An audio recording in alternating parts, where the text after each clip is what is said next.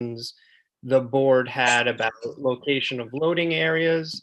And there's also some options there for handicap parking spaces. A few of the issues that I think we still have to wrap up. One was the loading and unloading zone, so I'll leave that to Rod. But one of the issues was whether or not we had to go to the State Historic Preservation Office. So my office did a little research, and typically in most applications, you do see that you need to have a referral to the State Historical Preservation Office.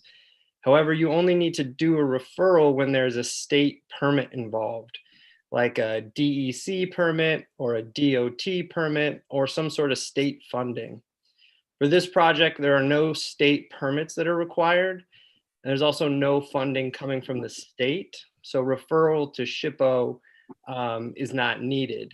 However, we do understand that the environmental assessment form noted that this area is in an archaeological sensitive location. So to examine that further, to see if there would be any potential impacts, Beth Selig in her office conducted the phase 1A report, and then also issued a letter finding that there's no potential for impacts to archaeological resources based on all the prior disturbances that the project site has experienced. And I can kick that over to Beth if the board would like some more information. We did, however, when we circulated this project pursuant to this State Environmental Quality Review Act, we sent the application and the site plans to the State Historic Preservation Office for their review, and we received no comment back. So they were made aware of the project through the SECRA regulations, but no actual referral is required. So there was one other thing that came up. I was contacted by the planning board attorney. You know, we are consolidating 3 lots into 1. Per the code, that consolidation really isn't required because Galvin owns all the sites, but it does make for kind of a cleaner operation. Columbia County does not require a plat to consolidate lots. And the city code actually doesn't classify lot consolidations as subdivisions. So while we still would like to pursue this, we were hoping that the board would issue approval tonight contingent on us providing that lot consolidation plan. So with that said, I think I'll kick it over to the project engineer to go over some of the changes, minor changes on the site plan. And then if you'd like to hear from Beth Selig, she can also speak as well as to the archaeological impacts. All right, thank you, Charlie. If I can, I'll share screen briefly.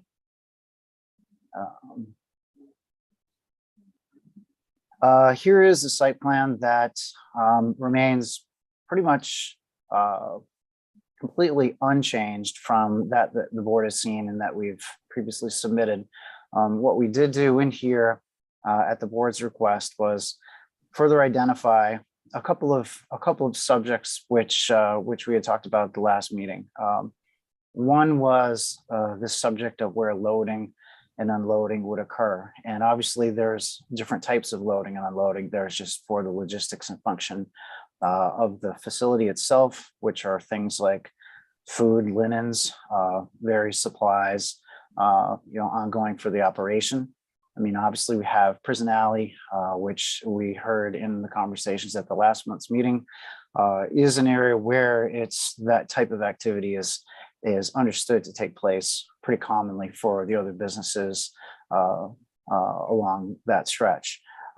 We did identify too, just more or less for clarification, that the hotel specific unloading and loading for guests occurs sort of in the center of the block between Warren and Prison Alley. We had identified and has been a subject of the whole application that parking on 4th, on our side of 4th, would not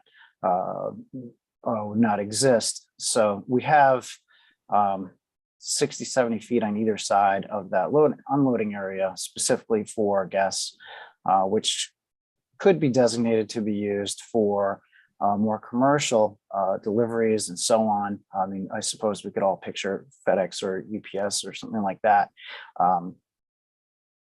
It could go in either place. It can be programmed in either location, frankly, and maybe it is a mix. So that's, I'm sure, a subject of the board. The other part that's fits in here was a conversation about an accessible space where that could be located. We identified a location on Warren, which seems to be a very fitting spot right near the corner. Handicap spaces are often well sited in that spot. That space could be redesignated over to Fourth, and it typically isn't the best combination where you have vehicles, say, loading and unloading passengers, or small box trucks mixed in with a handicap designated in a specific space. But again, there it could go on either Warren or North Fourth. It cannot go on Prison Alley because it's too steep and that's too distant from the entrance to the building in any event. So I know that's going to be a conversation with the board here. Again, just as a reminder, the building itself has, if you can see my cursor, a back ramp and path into more of the service areas of the building. It would be logistically correct in a lot of ways if loading and unloading occurred on Prison Alley. And I know there was a conversation with code enforcement that they felt too that was the appropriate place for it. But in any event, I know the board would like to discuss that. The building otherwise remains the same as we were programming it. The complete rebuild of the sidewalk system on North Fourth, which will look really good when it's done. Improvements along Warren, along the frontage, and street trees and lighting.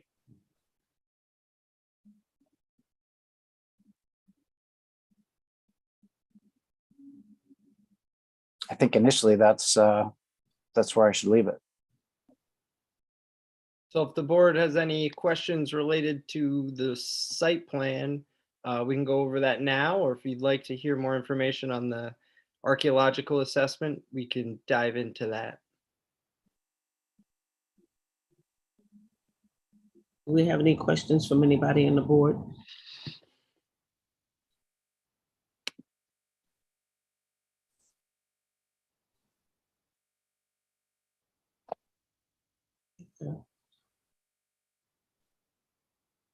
Okay, I have a question. So you are saying that the option of where the handicap parking will be is up to the board, or have you designated Warren Street for it? Well, it's my understanding that DPW has to acknowledge that would be where they would want it. On Warren Street. So some measure of your jurisdiction and concurrence with DPW in there is the decision. But there will be, but loading will definitely be on Prison Alley. Well, again, that was, it is, from my point of view as an engineer or in any sense of operating the building, that is a commercial alleyway. Right. That was made clear at the last meeting. I mean, we all know that from trying to drive on them. So it does make sense that it would be programmed to be there, picturing things like, linens, for instance, coming in and out of that back area, more mechanical and service areas makes a lot of sense and removes that real in the way traffic from the normal coming and going of cars and patrons to the building. And you won't take up these parking spots. Now, see the Right. shaded area right in the back on Prison Alley? Is that just, that's not part of the building, that's like shaded area? Like that's just where your property line goes, right? Well, actually, this shaded area just represents the reconstructed pavement. The edge of building is this darker line right here, Right. and the property line itself is in this area as well. So we are the pavement actually in here is a little wider than it is once you get further up on Prison Alley. So your unloading can be, your truck pulled close as it can, and it'll still be room in Prison Alley for maybe a car to pass. Yeah. Again, very typical as to what would occur in the alleys elsewhere. Yes. Okay. Any more questions from the board? Okay. Okay, we could go to your next exhibit. Sure. Beth, if you just kind of want to go over your letter and the phase 1A related to your archaeological assessment. Sure. Thanks. So, as Charlie mentioned before, the area of the subject property falls within an area designated by the State Historic Preservation Office as being archaeologically sensitive. And just to give the board some background, the way they determine what areas are archaeologically sensitive is where sites are identified, they draw a 1 mile buffer around where sites are identified. They don't take into any context for built environment, changes to property, what might have occurred over time. It's a point and a buffer. It's a very one-dimensional way of doing it. So what we do is when we go out, we look at the subject property and we identify whether or not there is any archaeological potential, either Native American or historic European settlements that would occur on the property. And the way we do that is we look at the record of what's gone on to that property over time. Oh, wait a minute. Now, I'm not hearing you well. Am I the only one? It seems like you're going in and out. Yeah, she's going in and out a little bit. Okay. Okay. You have to do better than that. All right. I'm sorry. I apologize. I'll try talking louder. Does that make it clearer, or do I need to pause and try and find a new machine? I think it's what is that? I'm on a laptop. I can hear you very clearly. Who said that? I did, Charlie. Well, we can't. Try it Is the again. volume issue, or is I know it looks breaking it like, to me, it looks like it's going in and out. Like she's saying something, but at the end of the word, you can't hear it. So try it again. Let's try again, Beth, and maybe speak up a little bit. I think when you started speaking louder, I was having the same issue at the beginning, but then when you spoke louder, it Do sounded. you have a fan on or something? No. I'm just sitting next to a window even so that we can have better signal. Yeah, that's better. Go ahead. So I was saying, we look at subject properties to identify whether or not they have archaeological potential by looking at the historic record of that property. What has gone on in the 17th, 18th, and 19th century that would have brought about changes that would have impacted a Native American site, or may have left behind, remnants of an early European settlement or a historic farmstead type of site. And when we looked at this property, the changes for this property have gone on well into the 21st century. Changes in the basement, new subfloors, new drainages, all sorts of changes have continually occurred to this property, which eradicates the archaeological potential. So the chance of identifying something that was going to have been there when the building was first built in the early 19th century have been ruined, have been disturbed by the ongoing changes to the property well into the 21st century. And that's how we come up with the assessment of whether or not there's archaeological potential on the property. And so we looked at that, and based on the changes, there is no potential for that property to have an archaeological. I hope you all got that. I hope that came through better. Better. Questions from anybody on the board? Oh, no. Okay, you can go to your next presentation. That's all we have. We didn't receive any comments or responses from the planning board's engineering consultants. I don't know if they're here, if they have any questions, but those were our responses to what were the ongoing issues from the last meeting. Any questions from the planning board before I open it up to the public? Okay. Any questions from the public? I don't see any hands up. Let's see something in chat.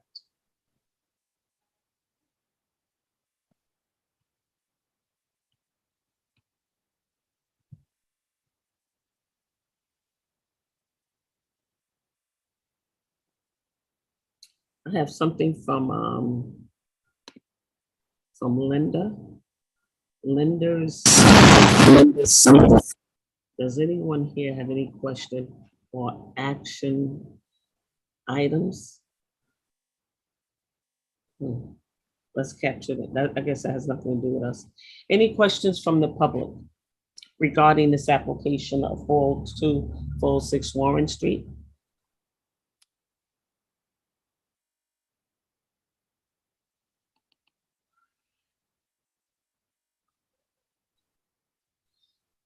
Okay. So can I get a motion to close the public hearing? Right, we can close the hearing. I just want to follow up on one item.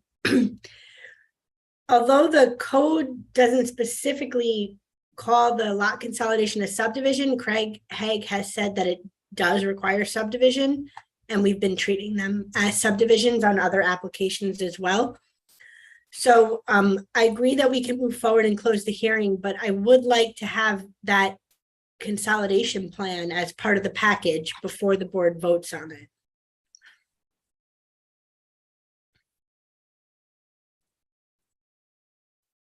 So you're saying that we shouldn't even do a resolution tonight? Well, the applicant has asked that you make approval conditioned on them submitting a subdivision plat later. Mm-hmm. And I was just saying that in this case, because it's so minor, maybe it's okay, but I don't want to set that precedent. I think the board should have subdivision plats before it votes to approve a subdivision plat. So could you get us that before the month is over? Yes, we already have the team working on it.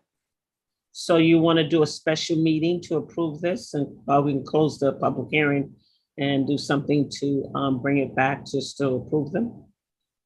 That certainly works for us if the planning board would be willing to do that. Because I totally agree with her. We do have everyone else do a subdivision, so we're not going to change that format. Just one. Okay. So the first thing is to get a motion to close the public hearing, right? Yes. So could I get a motion to close the public hearing? Jean, can I get a second? A second. Valerie.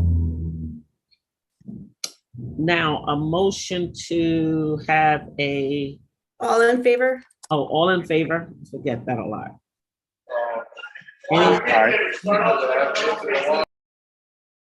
Anyone opposed? Okay. Now, could I get a motion to have it's a special meeting, right? Well, right. If you want to schedule a special meeting, you can certainly do that. We'd have to pick a date. Is our approval time sensitive? I mean, do we need a special meeting, or can we address this in September? Are there other things waiting on our approval that make a special meeting an imperative? Because if there's not, then I would just as soon, not have a special meeting. It's only to approve this application so they can move forward. No, I understand. Yeah, I think we're comfortable with an approval at the September meeting for this. Okay, Thank you very much. That would help a lot, I think. all right, Yeah. thank you. Okay, have a good day. Thank you. Thank you, so we're closing. Now we're going to old business, and we're going to hear the application from Mr. Patrick Doyle for 508-510 State Street. Mr. Doyle, are you here today? Oh, there you go. Could you do your presentation, please? You got to unmute yourself. Unmute. Yeah. Sorry about that. Good evening. Last month, the discussion basically indicated that there were two things that needed to be addressed.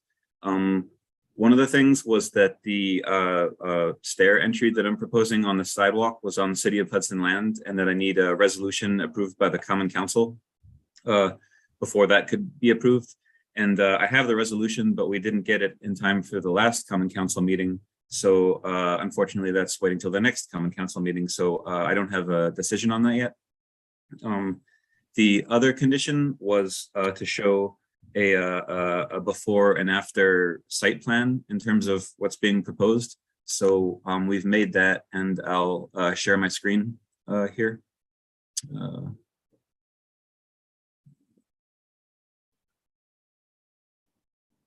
So this is the lot, right?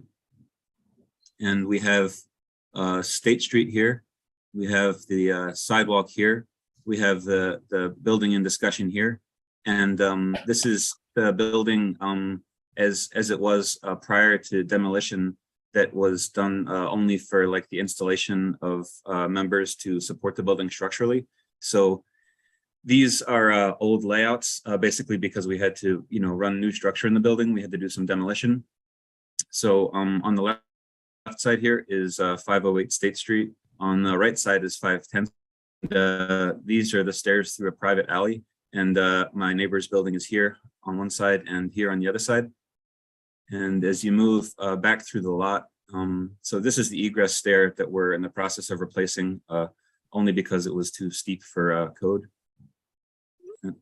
And excuse me, in the back of the lot, none of this is part of the scope, but just to understand the context, there's a 3-bedroom cottage with 2 parking spots, and then you have right here Rope Alley, which is about 19 foot at this location.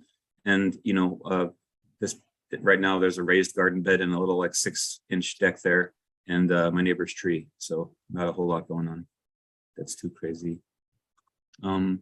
So if we go to the proposed site plan, basically starting from the sidewalk here, this is the revised entryway that I'm proposing. So it gives us 6 inches to the curb, not including the curb itself, which is another 6 inches.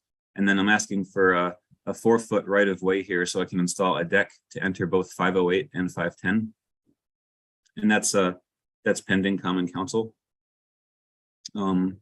So in terms of this, the alley over here is 2 foot wide, and there's a fixed fence, and I'm just going to repair the fence, and that's nothing really to talk about. On this side, I'm going to have a combination lock to a fence, and the tenants will be able to come down into this repaired concrete stair, and we'll have between 4 and 6 95-gallon trash bins as required, with twice a week pickup, so it's plenty of space.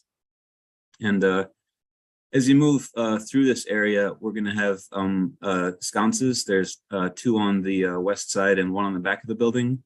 They're both downlight sconces, so they don't project light up. And at 5 feet above the walking surface, they're both well below my neighbor's windows here, so it won't interfere with their, sleep or light or whatever. On the back of the building, this is the revised egress, just to be legal. And there's currently a picket fence that runs the property line on both sides. And I'm gonna, repair that and then just clean up the yard for common use. And then beyond that is sort of, again, not scope that I'm trying to include on this project. So yeah, that's that. What do you guys think? It's really clear, Patrick. I think, we struggled a little bit to follow the project previously, but this site plan is it's very clear and it's very helpful. Okay, thanks. I have a question. On the side where the garbage bins are, Mhm. are those lines steps? Yes. And they're going upstairs to another No, down. So from they're State going Street, down to more garbage bins. right, which there's a good chance I don't need for twice weekly pickup, but I just showed them there, like, just to demonstrate that should the need be, I'll add them. It's garbage and recycling. So yeah. So from State Street, you go up about 3 steps to Okay. go onto the first floor deck. and then you go down 7 or 8 steps to get to the backyard, which is where you're entering the garden units, which are the 2 new units that I'm proposing. So does the garbage go to the alley, down the stairs and up the stairs, or does they go opposite directions? It comes up to the street, and so the garbage truck would pull over on State Street, and the guys would go in, grab the cans, do their thing, and head off. They don't pick up the garbage in the alley and on that street? Well, they do pick up the garbage in Rope Alley. I was sort of, if possible, hoping to allow the tenants of that cottage a little bit of privacy and a parking spot as opposed to a dumpster like right next to where they live. Okay, I understand. Patrick, the garbage, is that picked up by the city or is that a private hauler? It's a private hauler. All right, and secondly, can you go back to the staircase in the front of the building? Yeah. During your presentation, I think you said there was a 4-foot staircase and Right. 6 inches between the Sick. staircase and the curb, and I think you meant to say 6 feet. Oh, well, I just wanted to make it clear that I'm considering the distance from the stair to the edge of the sidewalk to be the seam between the sidewalk and the actual curb where it meets the road. So there's 6'6" to the edge of the curb. Oh, 6'6", okay. Yeah. I missed the 6 foot part, sorry. Yeah, it's all good. Okay, thank you. Yeah.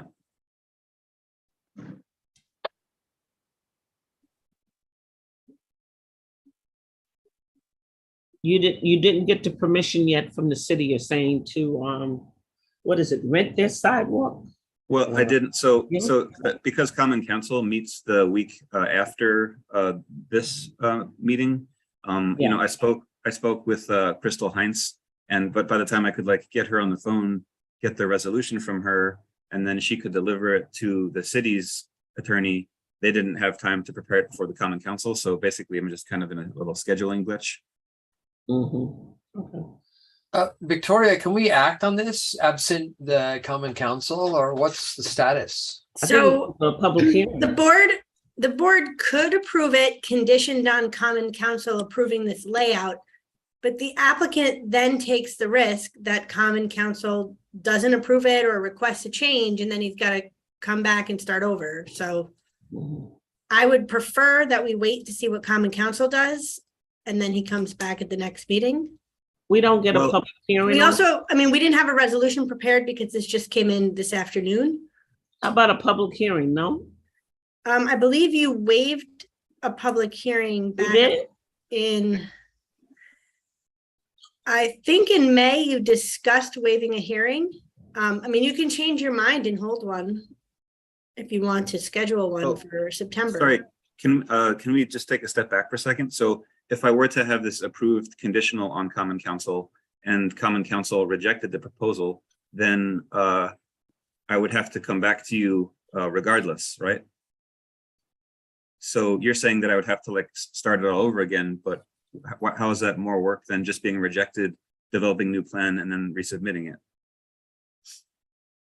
That's right. That's what would happen. You'd have to develop a new plan and come back and Oh, resubmit well, it. right. And Well, right. So they let you submit it today, even though the deadline was, 2 weeks ago. oh, okay. I didn't, sorry, the deadline for the resolution or for these drawings? Well, for the meeting. Oh, okay. So Yeah, for what all I'm of it. saying is you may, depending on when the decision comes out, not make the deadline for the September meeting if you have to have changes. Okay. I think if it's up to me, that's a risk I'm willing to take, but if you guys don't like it, then, that's cool. I'd rather have the Common Council weigh in before we approve the project, just so that it's, cleaner, in the same way that we just requested the subdivision plan before approving the public house. It seems like everything should be in order, then we get it, we know it's what we're approving, we approve it, and we're done. I Okay. agree with that. I agree. Okay. Super. And since we've waived the public hearing, we'll just wait another month. Any more questions from the board? Anyone?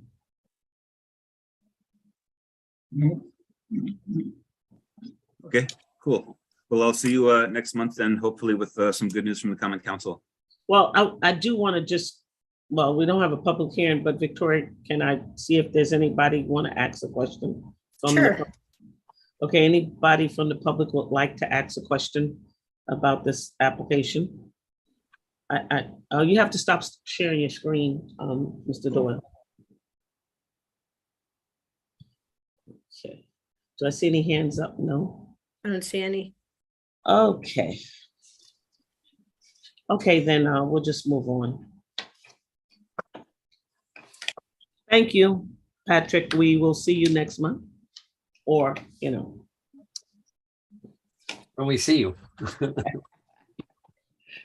oh, that's good. We're moving on. Okay, we're gonna move on to next old business, which is, we corrected this address. John, what was it? 4-12?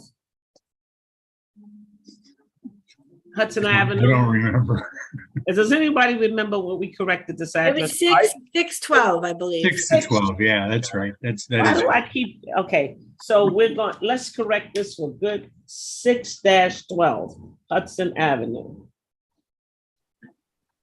Okay, Walter Chatham, are you here today? I am. Good evening, everybody. Hi. Good evening. Hi. Okay. So I'm here and I'm happy to share my screen, if that's okay. Yes, go ahead. Okay. So. Oh, sorry. Whoops.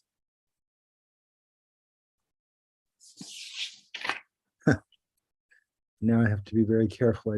Are you still there? Yes, thank goodness. Sorry, I had this up. There it is. Great.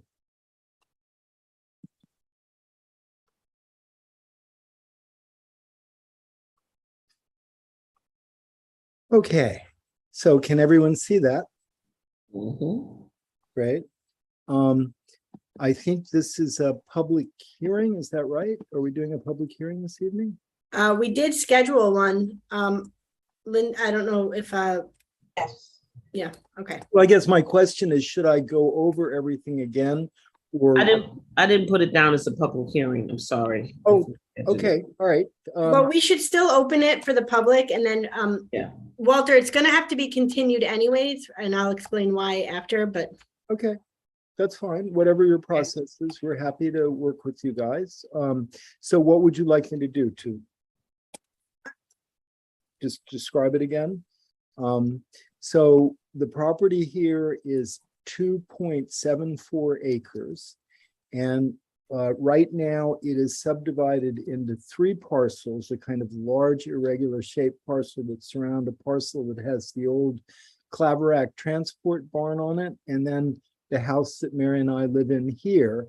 And we're proposing to take that and redistribute it so that we have a lot with 4 row houses here, another lot with a row, so it's a row house with 4 units, sorry, here. And then this would become a shared driveway that would give access to 6 lots here that we would sell, and a 7th lot here that we would retain along with the shared driveway. And we would give the people who bought the pink lots an easement and a shared driveway maintenance agreement, which I think we've already submitted to you all, so you have that. I want to mention parenthetically, my lawyer got shot out from under me. He's now the corporate counsel for the city, so I'm scrambling to find new legal representation. So Andy, unfortunately, will not be representing us moving forward, but he did set us up, I think, properly to be able to do this the right way. So that's it. So there would be a total of 4 residences here in a row house, 4 here, the existing ones. So that's 9, 6 here, 15, and 16 here. So a total of 16 residences. So these are 16 lots. Yes. Yes. And there they are.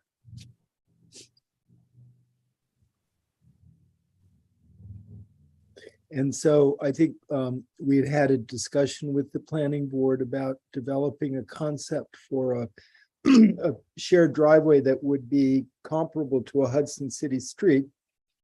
So we're going to pave it, curb it, and we have a nice T turnaround at the end that is, fire department accessible. And we have 6 parallel parking spaces on the road. And I'll mention that our engineer has been refining this, and these are going to get little cuts in them because apparently you can't park in a space like that. So we're going to fix that. But other than that, I think the site plan is pretty much as we would like to build it. So at the last meeting, the planning board authorized seeker circulation, and we did send that out on July 19th. I don't know if the city has been receiving any responses. Linda or Teresa, do you know if I have not. no one's seen Linda, anything did you? yet? No. Okay, well, we still have some time. It hasn't been 30 days yet. But we should just keep an eye out for that. The planning board at the last meeting also wanted to hire an engineer. And so you should decide whether you want to send this to Verity or Barton and LaJudas. Both master service agreements are on the Common Council's agenda for the 17th. I think it's the same meeting as Patrick Doyle is on. But we could probably get one of them started. Victoria, wasn't Walter supposed to bring us something showing the testing that was done on this parcel? I believe I submitted all of that. You do? Okay, we'll look at it. The phase 1. He Yeah. did submit a phase 2 report. I think I submitted a couple things. There was a report that the previous owners, the Kouloses, had done when we purchased the property. And then we had a second test done. And then, we did find a small amount, very small amount of residual petroleum from when they'd been using the garage as a car repair shop. And we notified DEP. There is an open case file, and we're instructed if we come across anything noxious to notify them. But other than that, I think it's pretty benign. But Teresa, I think I'm pretty sure I sent you all the docs. Do you have them, Victoria? Did you get them? I did receive the environmental docs. You sent a zip file. Yeah, okay, yeah, that's right. The email was from the 13th of July, or 12th of July, sorry. And that's the phase 1 or That's- phase 2? It's a phase 2, and there was a remediation done on the property. When it was a repair shop, unfortunately, they had the repair bays, and they had grease drains in those bays. And they're supposed to put, when they change a crankcase oil, they're supposed to put it in a drum. They just dropped it down those drains, and they put some oil into our property, and it's been cleaned up. But the garage is still there. The garage is still there, although we have plans to terminate that soon.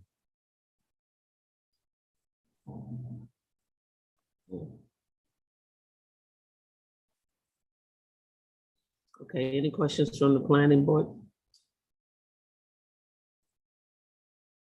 How do we want to proceed with hiring an engineer?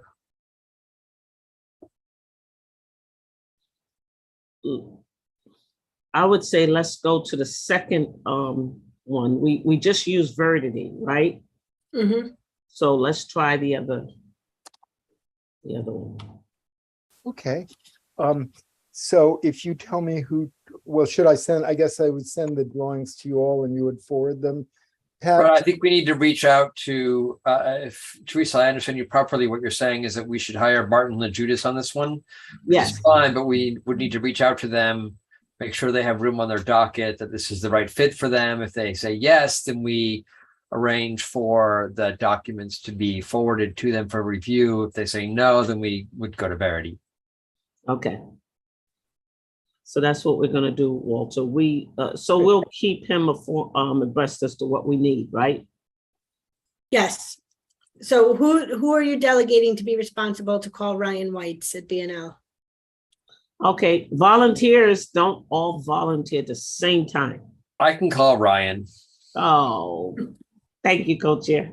Hey, do we need to vote on that though, or can we just decide to do that? I mean, I think you can vote, but we've already voted to hire them as your engineers. Mhm. Right.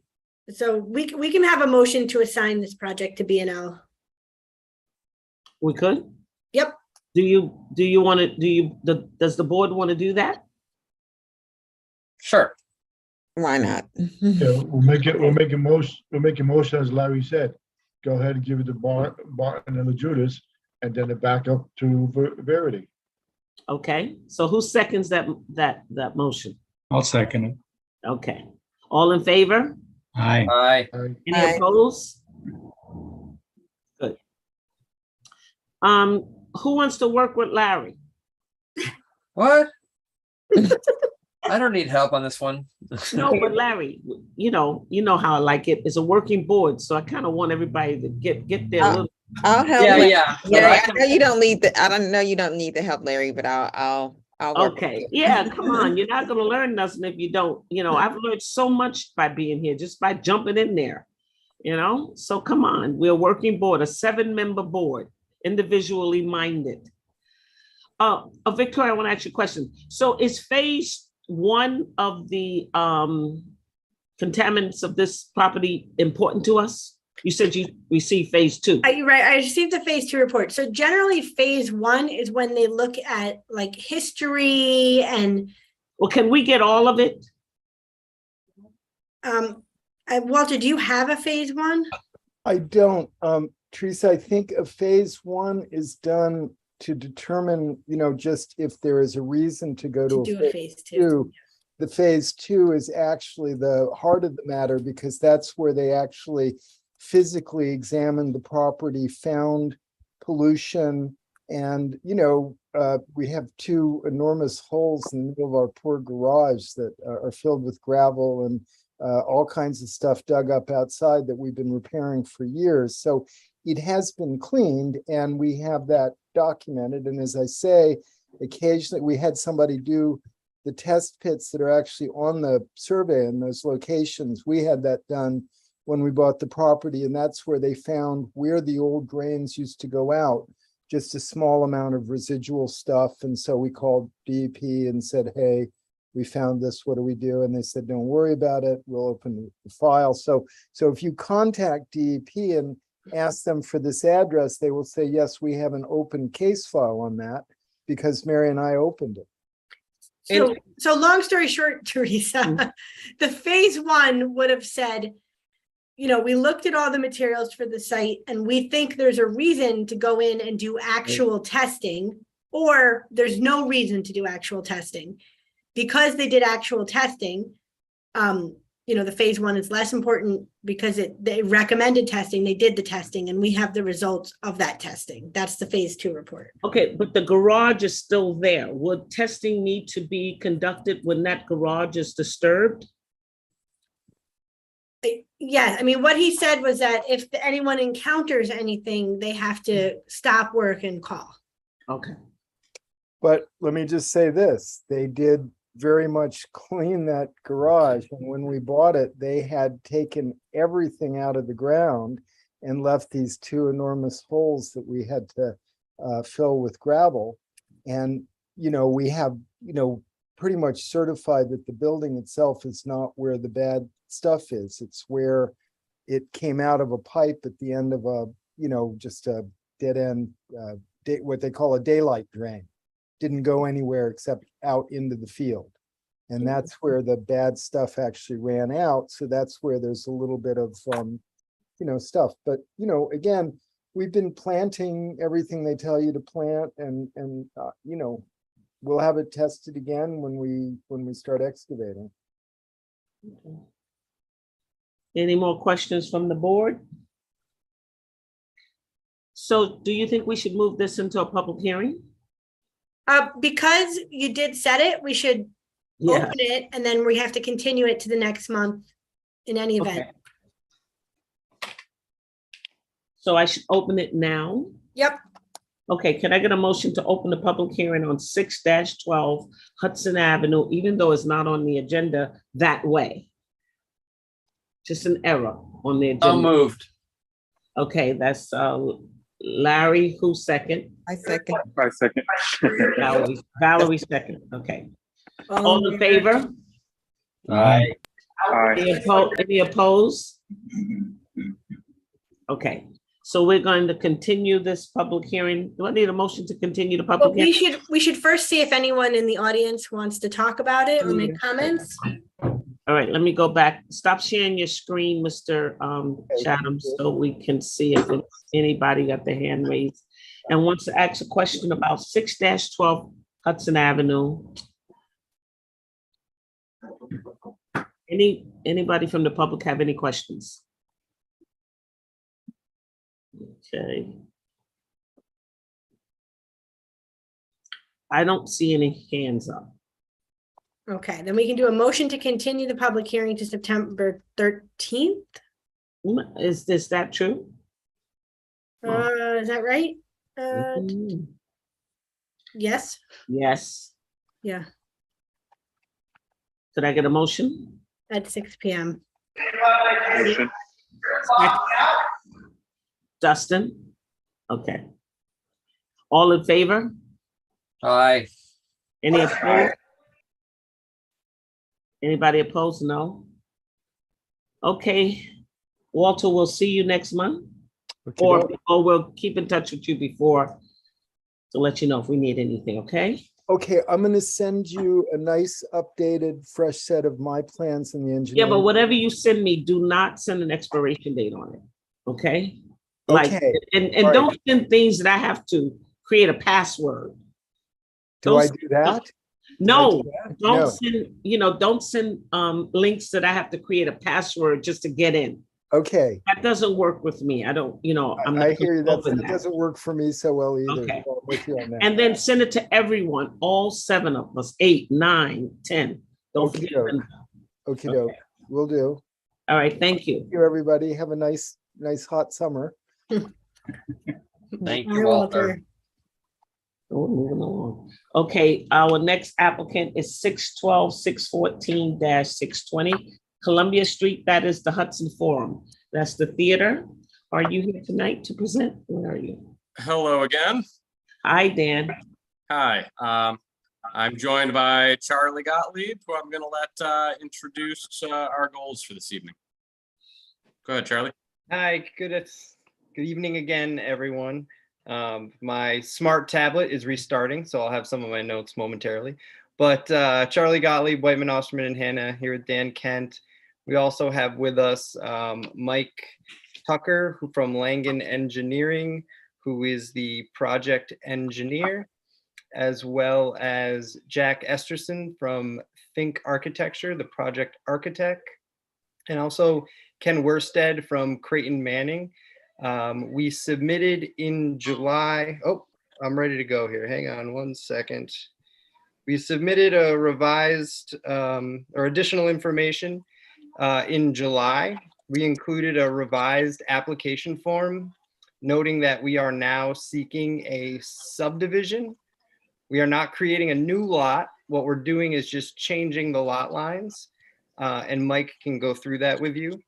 We also submitted a revised environmental assessment form noting the subdivision. We provided a traffic and parking assessment from Creighton Manning, noting the available parking and when peak times would be and so forth. We did provide a subdivision plat for this new lot line adjustment. Okay. And new site plans that correspond with the new lot lines that we're proposing. We also sent around the secret coordination notices to all the involved and interested agencies. The 30 days on that has not yet run, so I expect we haven't got any feedback from any other agencies. But I did want to make this board aware that we are going to submit this week and see if we can get on a Historic Preservation Commission meeting to try to get some initial comments from the Historic Preservation Commission. That way we don't kind of have the ping pong effect that we had with the Depot District and we can incorporate their preliminary thoughts into the plan during the planning board process. So tonight we were hoping that we could set the public hearing now for the September meeting and get some feedback from members of the public.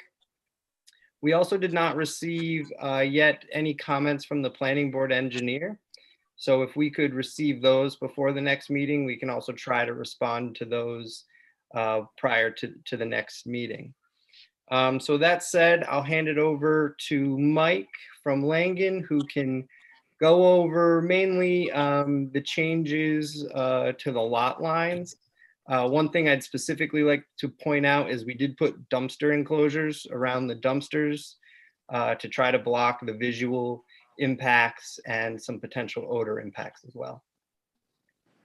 Sure, thanks, Charlie. Mike Tucker from Langen. Let me share my screen here and see if this works.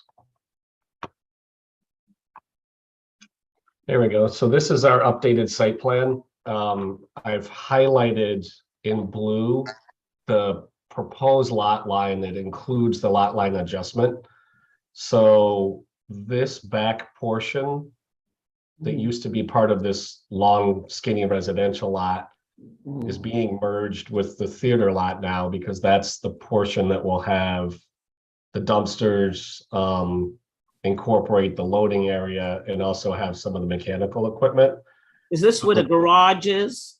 It's exactly where the garage, this kind of light, this light square Yeah, that's the garage. is the garage, right? So that's being demolished. And just as a note, it does encroach onto the abutting property. So as part of this, when we take down the garage, that issue will go away. So this is roughly 1,400 square feet is being merged with the theater. And we have added a 5-foot wide easement to allow access to the back of the residential lot through this area. There'll be a gate here, and that way the people in this existing house can get their trash out to the alley to be picked up. As Charlie mentioned, we are showing a dumpster enclosure now around these 3 dumpsters. On top of that, there will be a fence here, and there's an existing fence along that side property line with the residential lot. So this is shown on a subdivision plat that was submitted as well. It was just easier to show on this plan for tonight. So that's really all the changes that were made to the site plan.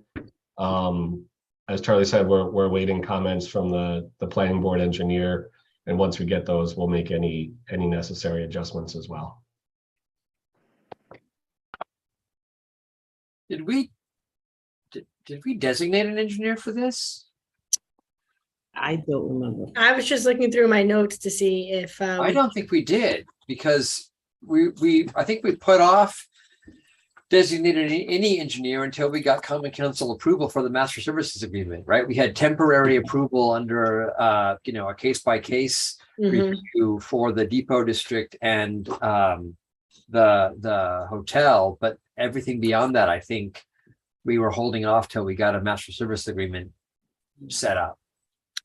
I think that's right. In July, we did authorize it under seeker, and then we had an offline meeting, so we haven't really dug into that yet. And Victoria, would they also need a lot merger? They do need a subdivision plat, Yeah. but they've prepared one as part of this submission. Okay, so the house is just not part of this plan anymore. Right, so the house lot is part of the approval because they have to cut the lot in half. So we're looking at the lot, but then we're assuming the lot's going to be combined, and so nothing's happening to the house, and we're dealing with the site plan on the back of the lot and then the big lot. Okay. All right, well, does the board want to discuss who we should send this to then for review?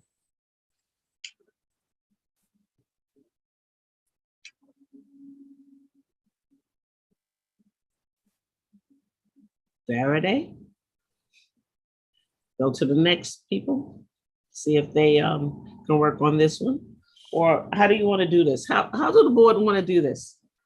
I think Verity's smart because Verity's also Lindsay and you know, and well, it's also Aaron, right? And they dealt with the site a block away. So some of the issues in the neighborhood are going to be more familiar to them. Okay, so we can send this one to I agree. I think Verity has the expertise in the parking analysis, Mhm. Yeah. which might come in handy here. Okay, so does everyone on the board agree to that, to send this project to Verity? As our- Dustin, you have some type of echo going on. Okay, so do I have to get a motion for that, Victoria? Yeah, let's do it by motion, so it's in the Okay. record. Can I get a motion to send the Hudson Forum to Verity to use Verity as our engineer for the Hudson Forum? I moved. Yeah, I'll make the motion. Okay. Jean and Valerie, all in favor? Aye. Any Aye. opposed? Aye. Okay, the next motion is to move them into a public hearing. Okay. Okay, can I get a motion to move? To schedule a public hearing Schedule a public hearing for for September 13th September the 13th at 6 o'clock. at 6 o'clock at the planning board. So moved. So Dustin, and who's I'll second? second. I'll second. Don. All in favor? Aye. Aye. Any opposed? Okay, guys, it looks like your public hearing is gonna be next month, and I did go by there, and it looks like you do have enough room that a truck can kind of move over, so it'll be a little space, so it looks good to me. I'm excited about this program, so I hope once we give you the approval, you jump on it and don't stop until it's finished.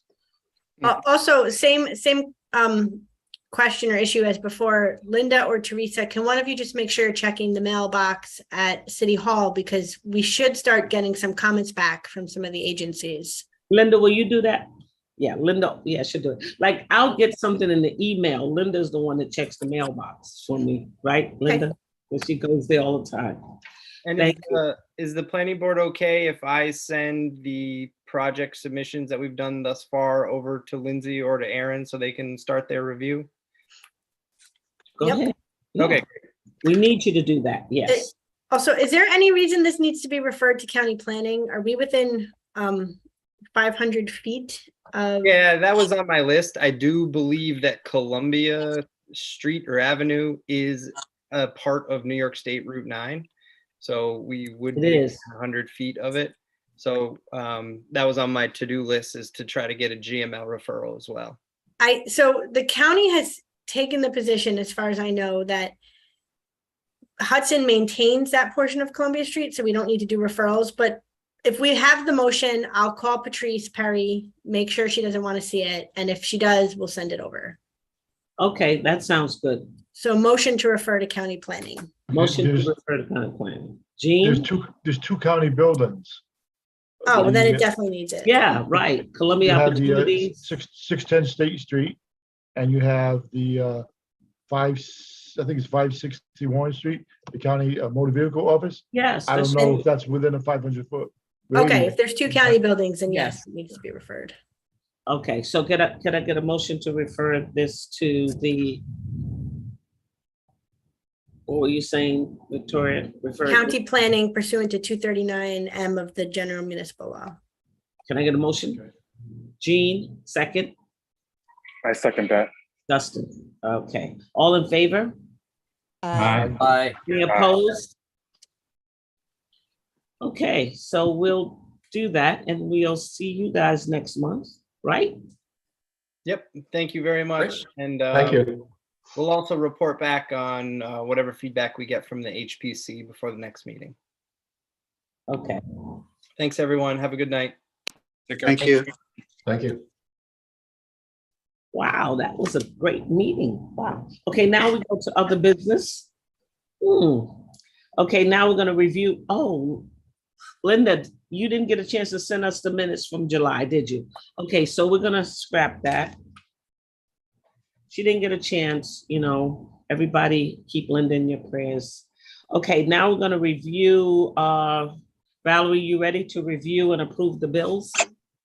Did everybody get a copy of, this time I sent you, everyone on the board, a copy of the bills and the escrow accounts, so you can see what we deal with.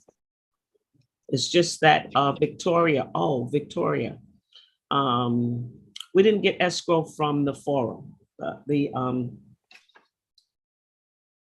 from Hudson Forum, and we didn't receive that money. If they haven't submitted it yet, they need to do that. And we have a resolution, and I think I sent it to them again. Right, from We July. didn't receive their $10. Why did we talk about them then? Shouldn't we? Well, once I say we're not going to talk to them, we're going to talk to them. So I just leave it alone. Well, so I'll send them a reminder right now. If they don't pay, then the public hearing is not going to be open next month. Okay, thank you. Okay. Okay, Valerie. All right, hold on. Let me share my screen.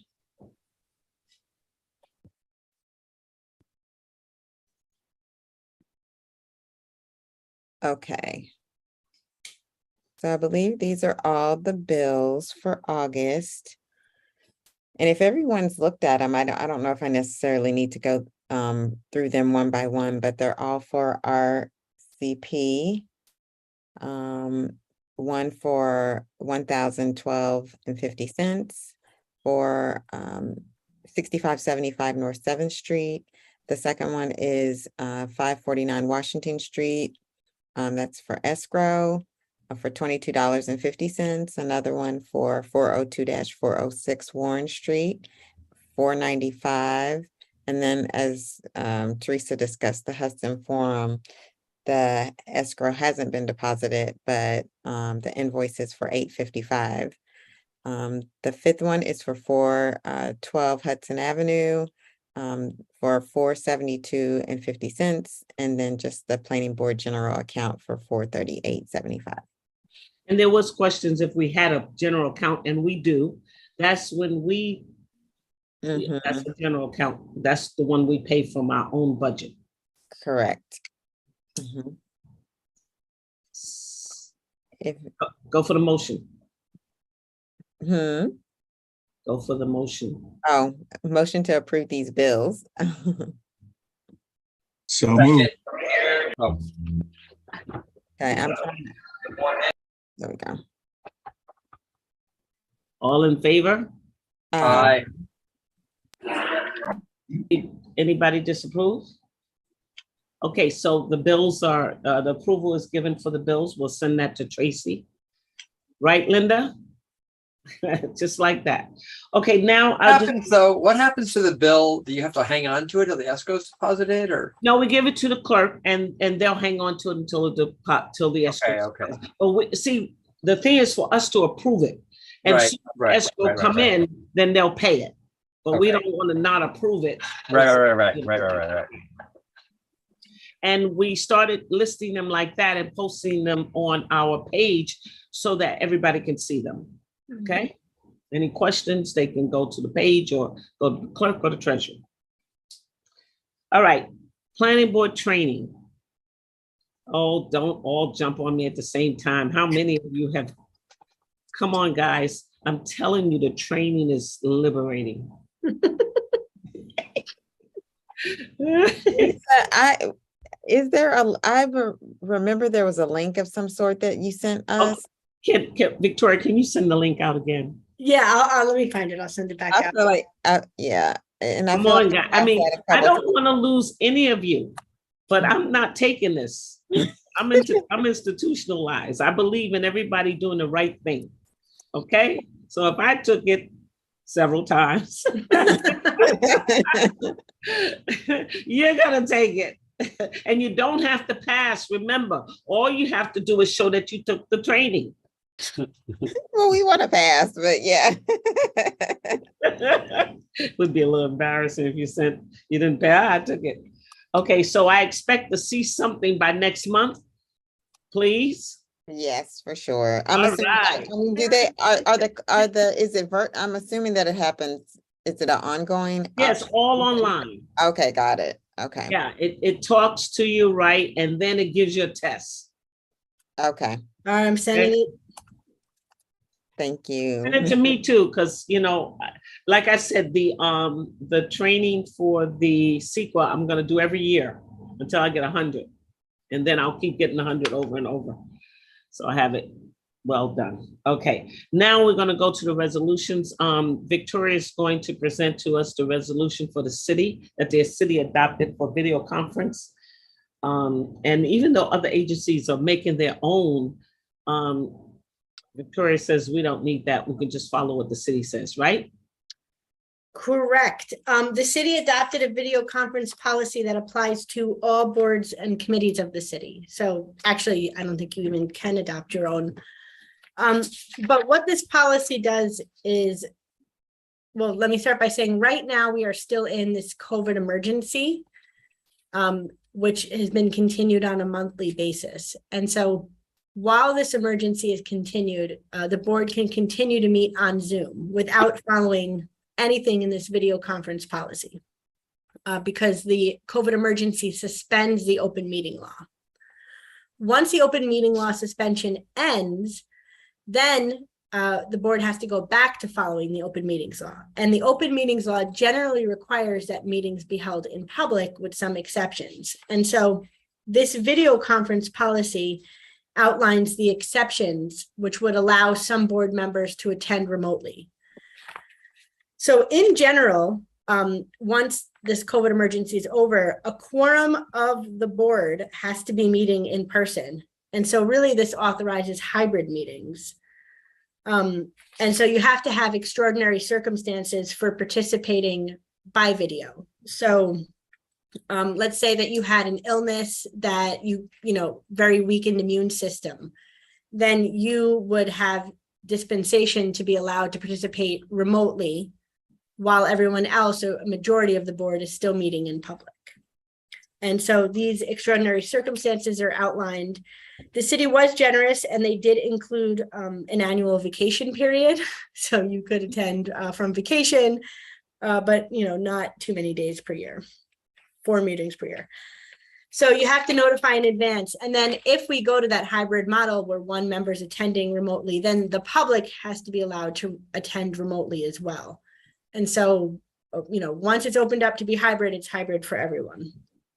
We have to give notice, we have to have minutes, and then the recording of the meeting has to be posted on the website. So that's, it's a little bit different than what used to be allowed, but it's drastically different than what we're doing now, where everyone is calling in from a private location. So everyone got a chance to read what I sent them. Do you think we need any changes to what the city is saying? No. I don't know that we can change it, right? If I understand Well, Victoria. there's several agencies that wrote their own, and they're a little. Well, the IDA is not a city agency; it's its own body. So it Oh, that's why they wrote theirs, and so and the HDCPA also. I don't, off the top of my head, I don't know enough about their Probably charter, so. Probably but so. planning boards, zoning boards, historic preservation boards are city agencies. Okay, so we adopt that. Any questions to that? So everybody understands about that. It doesn't start until the Zoom moratorium go off. Lifted. I mean, it's disappointing. I actually was hoping that the state would go further and allow the remote meetings to continue, because I find the public it's much easier for members of the public to participate. During the pandemic, we had, moms that were home with their kids call in that wouldn't normally have made a meeting in person, but so be it. But if once we go back and someone from the general public does need to attend, what vehicle do we use to record the meetings? Is it YouTube or is it Zoom? How would that work? So if we're not doing hybrid meetings, the meetings generally aren't recorded. And they're just in-person meetings. Did you have someone video a videographer at your meetings when you Yeah, were that's meeting what I in was person? wondering. What happened prior to this? So, but I'm just, okay. No. You know, I don't know, Valerie. I've been meeting with the board remotely now for 2 years Phew, since I was hired. this is the only way I've known it. So that's John, like, what happened? before? John would know. Let's ask John. John is the librarian of It all the. falls to John. I think we have to ask Linda because she's the one who records it. Oh, yeah. Oh, That's yeah. what Okay, happens. Linda, what? It's a Yeah, but that was, physical. Before There- Zoom, what happened? there was that fellow that was like a quasi volunteer. He got a nominal fee for videotaping all the meetings in town, and then they were posted. A big problem I have with this is the documents are shown on, the share screen thing where the public gets to see the documents is so different than when the applicant walks in, hands us paper. We know what we're looking at, but the public has no idea what the project is. I mean, this is really not in the public's welfare in terms of, disseminating the project information. Now, of course, the PDFs are on the city website or whatever, but it's just not the same. It really helps to have a digital presentation for the documents. And I think that there might be a way that we can do that. If City Hall is set up for it, it might be useful for us to be able to have the presentation. I also don't want to walk out of these meetings. I used to walk out with an 1.5-inch stack piece of paper. Me too, yeah. And I don't want that. If there's a way that they can project the work in City Hall and that can also be, simultaneously shared. All these things start out as digital documents. They get turned into paper. And when they get turned into paper, only the person holding the paper gets to see them. And if there was a way to ask our applicants to continue providing digital files, and the public can see them in a much different way. Yeah, I think there's a way to have a hybrid meeting where I've seen some communities, and I'm not sure the city has the resources for this, but in some communities, every member has a screen.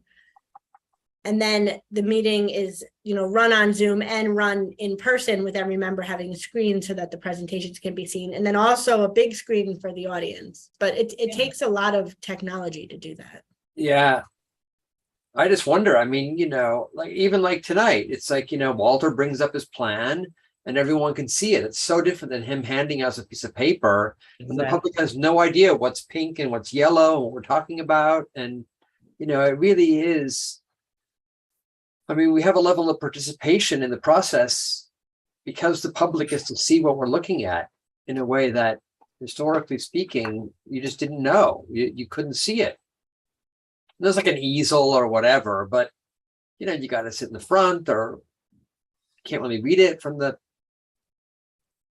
that perspective. I don't know. Maybe Shaheem can help us with this part. Where is he? Shaheem? Okay, I see some hands up for the public. Okay, Margaret? Yes, hi, thanks.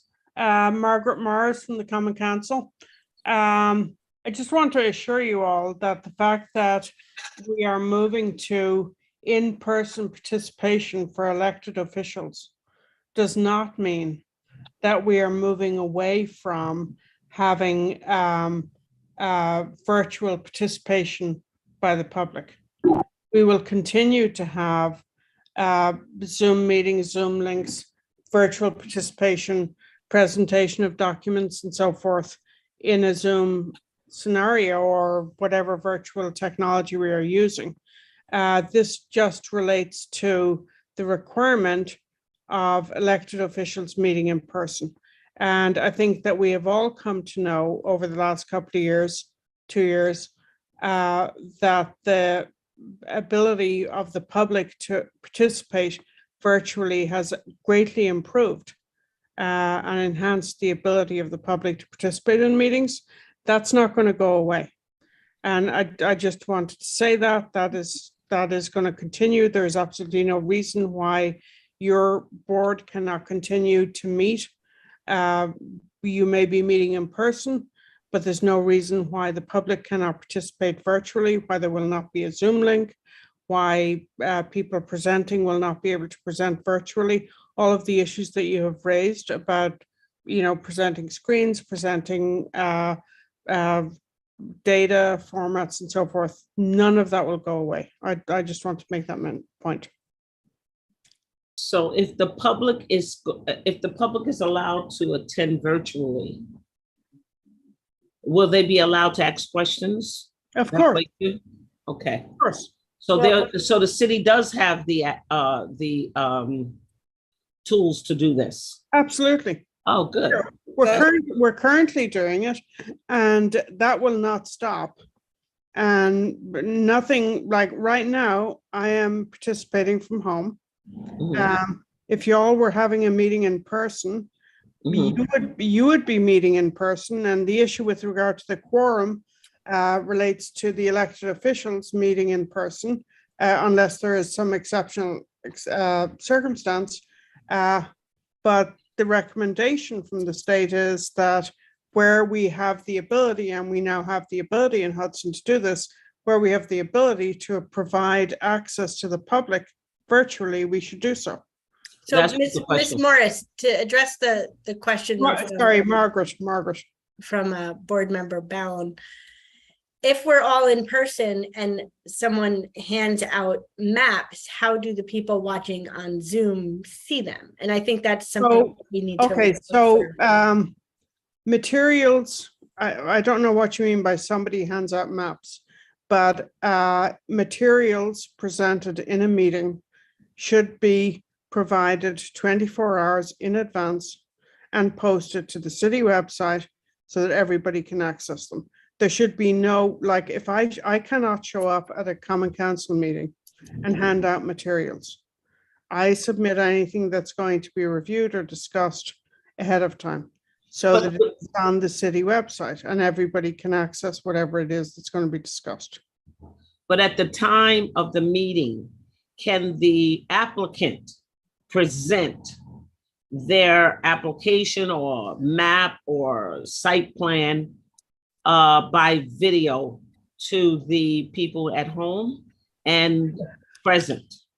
So honestly, that's beyond my scope, because your board is like very specific. I can't speak to that.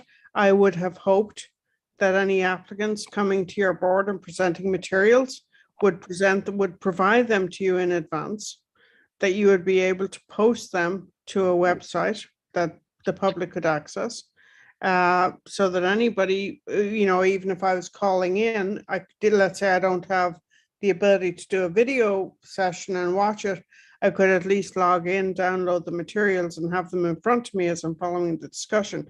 But I cannot speak to your particular board. What I can speak to is the committees that I work on and how the Common Council works. And all materials are posted at least 24 hours ahead of time.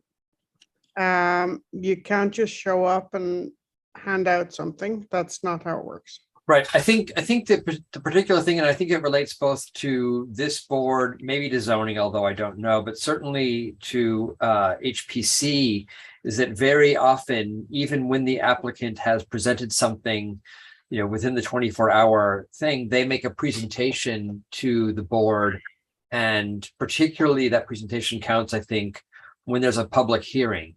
And historically, I've only been to 2 in-person meetings, but you wind up with a lot of hard copies, right? The applicant brought in large sheets or 11 by 17 sheets, 24 by 36 inch sheets, handed it to each board member, and the public, during the presentation portion of that part of the public hearing, the public actually had a hard time seeing literally the pieces of paper. And what I would hope for is that during those presentations, there was a way to maintain the digital component of that presentation, so that whether there's a large monitor in the council chamber, or we had a monitor in the one meeting that we had at Hudson Hall, there was a large monitor and things were on the screen there. That might be a way that whatever's being seen on the screen in the council chamber is also seen on people who log in from home. And again, I don't know how the tech would actually operate that, but I would prefer not to wind up with a bunch of hard copies of paper that the board is the only ones who can see during the presentation, and the public is essentially blind to what is actually being talked about. No, I think, sorry, I don't know if I'm speaking out of turn, but I think that you're making very valid points.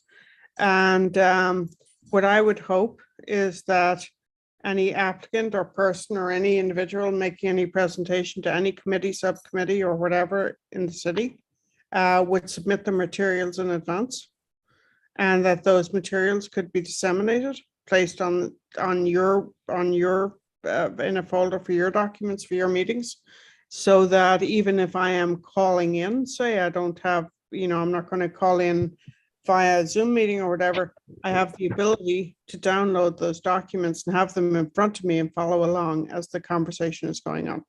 And I completely agree with you. The situations where physical materials are disseminated really puts people calling in at a disadvantage. I agree with you on that completely. But I think it's not a hard lift to say to somebody or to say to a company or an organization, I'm sorry, you need to provide your materials 24 hours in advance. But we do have a cutoff, and the materials do get posted for the most part more than 24 hours in advance. I think we're just working through a situation where when you make a presentation, you can have a page with many details and someone will zoom in on one particular topic that everyone's following along with. And we just don't want the people watching from home, to lose track of what the board's looking at. But perhaps, Teresa, perhaps you can follow up and have I will. And thank you, Margaret. Outside of the meeting. I will follow up. No problem. Okay, Ronald, we have another public. Ronald? Hello? Can you hear me? Yes. Okay, fine. The governor has signed legislation on the matter of presenting materials in advance in terms of public meetings, and I can read a bit of the text of this to you. No, we know there's a 24-hour rule. And okay, well, then it seems to the extent practicable, any materials that you may be discussing should be presented and made available to the public at least 24 hours. There is a clause to the extent practicable before a meeting. So as long as you're aware of that, I just wanted to make sure. We are. Thank yes, you. Very much so. Thank you. I want to support Ms. Morris in what she was saying. Yes. Thank you. She's my council member. Thank you. You're welcome. Okay. Did everybody see this in the chat from an MS to everyone? I don't know what it's about. It was a question. I missed it. Yeah, I saw it after the fact, but I think they were referring to the hotel, I think. They were. Question is, why isn't the hotel on Warren low-income housing? Does anyone have an answer for that? That's not what the applicant has proposed. And the planning board can only review what's being proposed. Okay, great. So I hope they understand. Okay, so any more questions from the public? No. Can I get a motion now to close the meeting? You may. I will so move. Second? I'll second that. Okay, Dustin. All in favor? Aye. Anybody opposed? Okay, good night. Good Thank night. you. Night. Bye. An hour and a half. Amazing. Yes. Yes. I Good night, know. everybody. Good night. Good night.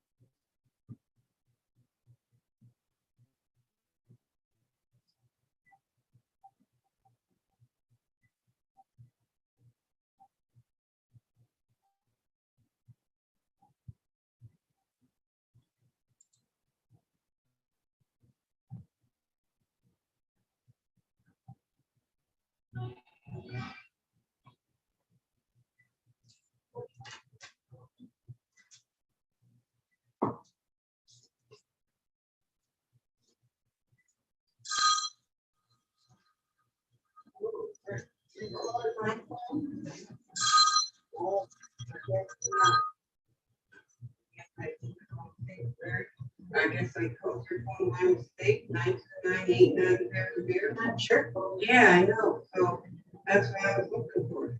Oh. That's what I forgot where it is now.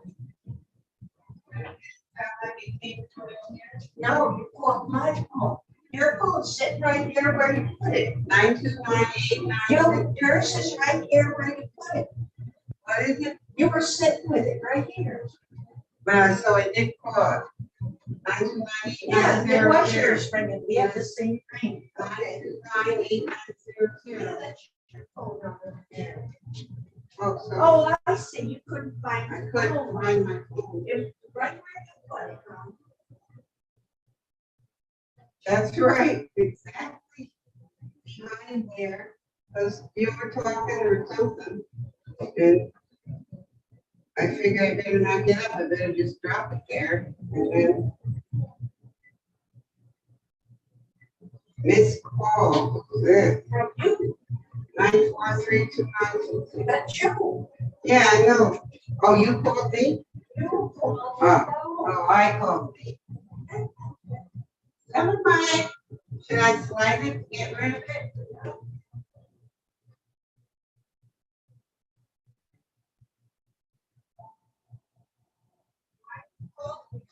When you said slide it, I said slide it. I did. That's what I did. Oh, sudden it rings, but I didn't.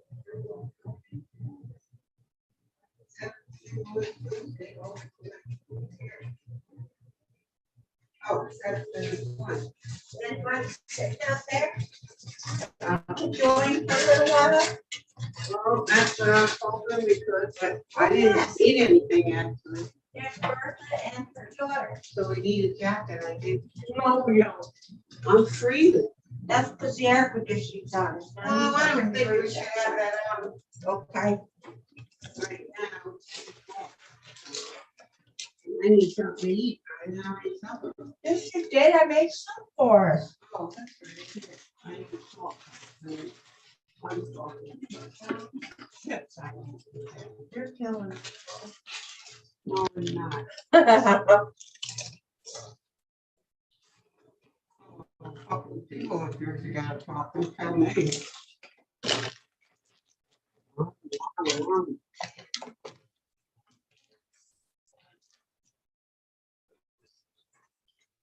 Well, I saw it good tonight. I was gonna say, well, somewhere around.